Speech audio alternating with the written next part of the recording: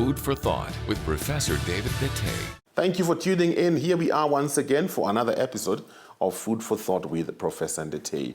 We began a series about the influence of media, violence in the media, and how it's influencing our children. And we are learning some very important things about how this violence our children are exposed to is affecting how they behave and how they perceive life. Let's jump back to where we left off this conversation last week. Professor, what about sports? Yeah. I'm thinking of boxing. What is this other one called? UFC? Is it called UFC? Wrestling. Yes, yeah. wrestling. Yes. You know, we have sports that are contact sports. It's violence. It's violence. It's violence. It's violence. Yes. Are those ones also affecting? Yes. Yeah. Of course. I mean, you go to now stadium here. You watch it. Or other places, I mean, these international leagues and things like that, you have two groups. This one on this side and this one on the other side. Yeah. And if there is a conflict, sometimes they go violent. Yes. Yeah. Yes. And they start doing all kinds of things. And you see a gentleman like you going to watch football, and then you are... and then your team scores. Yes. You start behaving and running around, jumping all over the place. You say, is that the really pastor doing that kind of thing? It is the joy. In other words, trying to understand that behavior is environmentally determined, what is okay. And the people can have quite apparently abnormal behavior. Okay. But because that abnormal behavior seems to be accepted in that kind of environment, you internalize it as normal. An example is if you go to the Nile Stadium, which is not very far from here, and there's a very big, famous game with FC and I didn't want to say that. Yes. And we have seen it because I've seen some of my some of my colleagues from the university, senior guys, professors, and other people going there, and they say that their team scores. And you see this man gone wild, dancing like this, shouting like this, and all kinds of things. Yes. And you wonder, hey, is that the person I know? Really, Professor?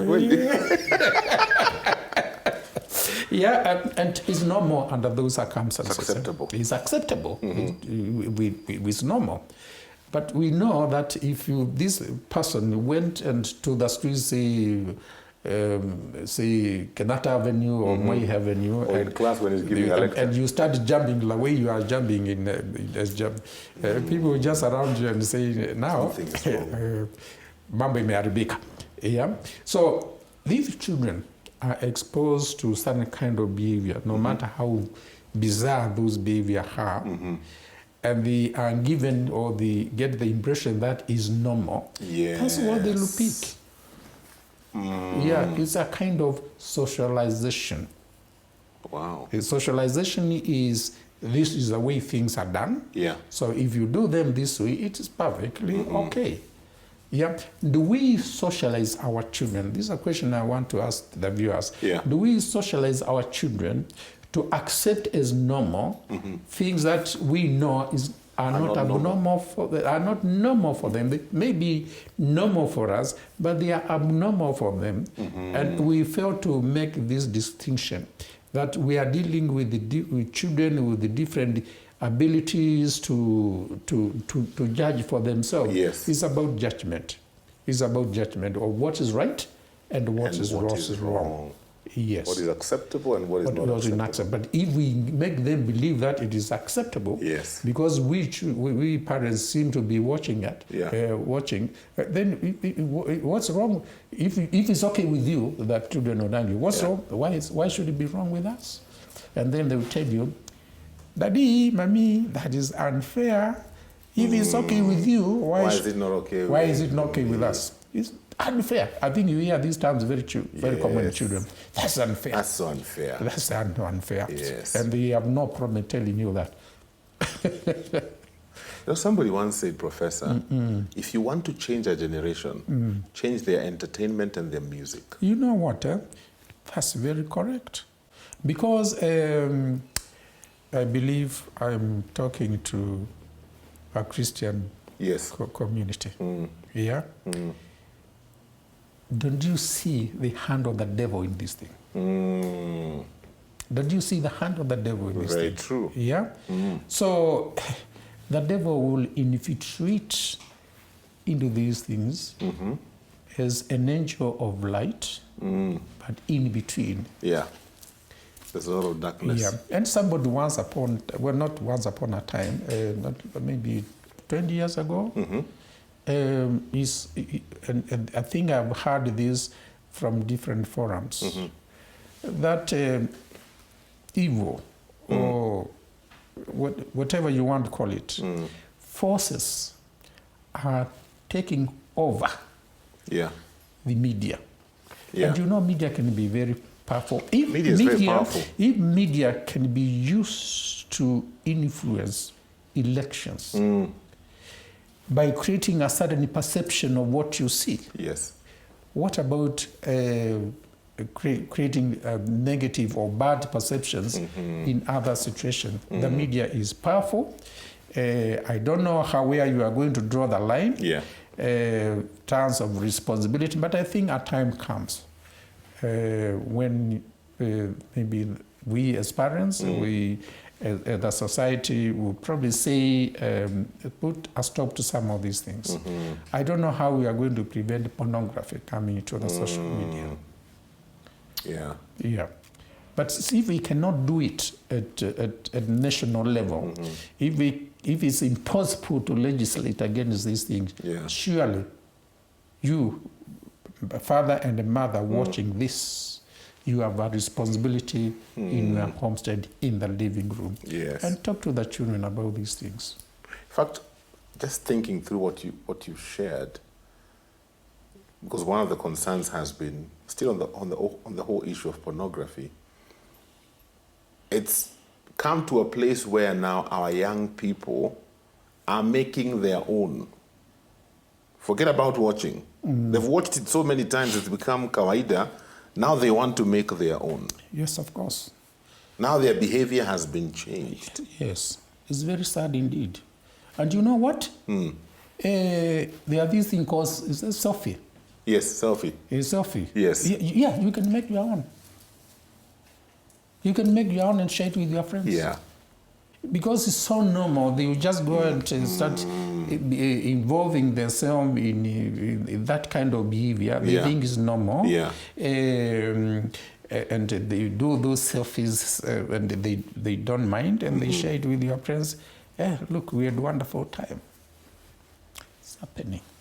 Mungu atusaidie. Professor, what tips can you give us as parents, especially where whether it is news that we see or entertainment that we choose for our children, how can we protect our children's minds?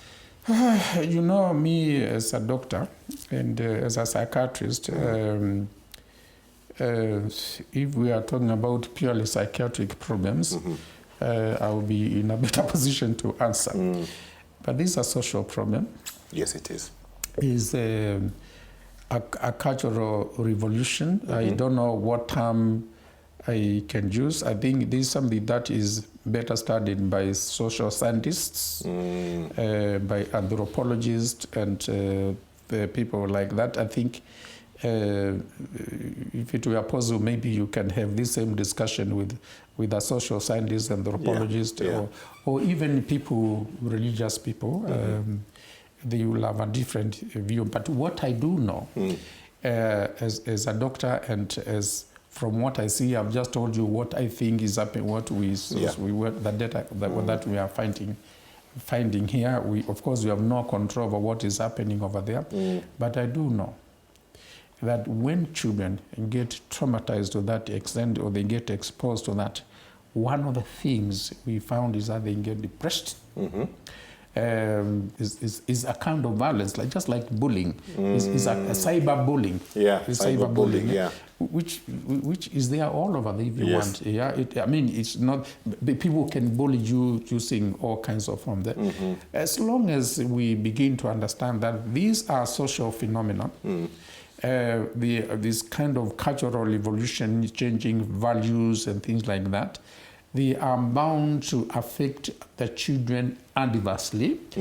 And when they are affected adversely, they develop anxiety, they depression, they develop PTSD, which is caused by the precarious, the one that I was talking about a little bit earlier on. That's the point at which I think I would come in, or medical profession or other people might come in. But we are responding to a problem over which we have no control at all. And the only person, or the only people who have an element or some resemblance of control is the family. So the family, I don't know how I can say it enough. Make sure that you know what children are watching. Yeah. Don't leave them to go to their bedrooms or have access to unlimited access to internet. During the COVID, okay, and this is coming out not only here, all over the world. Children went to school online. What are they doing in between when they are not watching? The internet, you paid for it, and you said, well, I've enough internet, enough bundles for you, just watch, and I'm going to work and things like that, and you paid. It can be very expensive. In between, when you were away and the children were having classes, what were they doing? How are they using the internet facility which you paid for? And what is happening? I think there's a lot of concern coming out of globally that the effects of COVID-19 went beyond, far beyond the illnesses and the physical illness that it caused people. People started drinking more. Violence in family increased. Children start having problems, psychological problems, and of course they were exposed to unlimited internet paid for by you and me. What are some of the probably symptoms or things a parent can see in their child to know that probably they're being affected by what they see in the media? Sometimes it's very difficult to know initially what is happening, what is related to the media. But the thing is, you can always know when the child has a problem. Maybe anxiety, maybe depression, and taking drugs. Those are very, very general symptoms. And being general symptoms, you cannot say this is because of ABCD. It is a question of taking time with the children in a very constructive manner to find out what might be the cause. And now we are increasing the possibilities of possible causes for the behavior of the children. We know that violence in the media can affect them. And I think mothers have a very, very special, I think it's also a ministry that is kind of prescribed by God. Mothers are very, very special. You get children who are, say, involved in pornography. They dare not tell their fathers. Well, they say, oh, you just tear me to pieces. My dad will kill me. That is what they would say. You know it. My dad will kill me. But they confide in the mother. The mothers, and they tell you, this has been happening. Things that are very, the way they are, they are able to have that kind of dialogue. And they say, don't tell that. Don't tell that. And Dad, if you get to know, it's long after the issue has been resolved. So what am I trying to say? To the extent possible, engage with the children. Yes. Find out what they are going through. You find out what they are going through. And they don't like it. I mean, when children are going through this, they don't like it. And you know what? It can also become addictive. Once again, our time is up. Thank you so much for being a part of Food for Thought with Professor Ndete. I hope this information is beneficial to you. As always, give us feedback. And also, remember, all these episodes are available on the Family Media YouTube. We've been recording these episodes for two and a half years now. So there's quite a lot that we have on our YouTube channel on mental health issues with Professor Ndete. Forward them to your friends. Tell them about it because we need to create more awareness about some of these issues. We'll wrap up this topic next week. Thank you for watching. Have a great day. Food for Thought with Professor. Thank you for watching. Remember, subscribe to our YouTube channel so that you can get notified whenever we upload new fresh content every day. Stay tuned and enjoy fresh, uplifting content.